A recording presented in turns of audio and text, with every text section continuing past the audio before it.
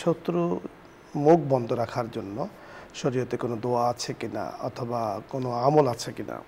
চমৎকার একটা হাদিস। নবী আলাইহিস সালাম বলেছেন, সিলমান কাতাক ওয়াফু আম্মান জালামাক ও আহসিন ইলা মান আসা ইলাইক। যে সাথে সিলমান কাতাক, যে তোমার সাথে সম্পর্ক ছিন্ন করতে চায় তার সাথে তুমি সম্পর্ক গড়ে তোলো। ওয়াফু আম্মান জালামাক, যে তোমার প্রতি অন্যায় করে তাকে ক্ষমা করো। ও আহসিন ইলা মান আসা ইলাইক, যে তোমার সাথে দুর্ব্যবহার করে তাকে তুমি এহসান করো। তো একজন মানুষ যখন খারাপ ব্যবহার করবে, খারাপ আচরণ করবে, প্রত্যুত্তর যদি সে এই খারাপ আচরণের মাধ্যমে দেয় তাহলে এটা এই আগুন নিভবে না, এটা বড় হবে। প্রত্যুত্তর দিতে হবে একেবারে শান্তভাবে এবং তার হেকমতের সাথে, তার সাথে সুন্দর আচরণ করতে হবে। আবু হানিফা রহিমাল্লাহর ঘটনা আপনিও জানেন যে এক ব্যক্তি গীবত করত। আবু হানিফা রহিমাল্লাহ তার উত্তরে ফল ফুট পাঠাইতেন।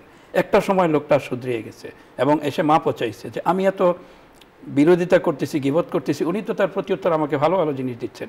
এক সময় এসে মাপ চাইছে, শত্রু বশ মানবে। এটাই সুন্দর বলেছেন আপনি শেখ সাইদুর রহমতুল্লাহ আলাইহি। ঠিক আপনার এই কথাটা কি বলেছেন যে কারো যদি তিক্ত কথা তুমি শুনতে না চাও, তোমার কাছে খারাপ লাগে, তাহলে শিরিন কুন, অর্থাৎ তার মুখটাকে তুমি মিষ্টি লাগিয়ে দাও, অর্থাৎ তার সাথে মিষ্টি কথা বলো।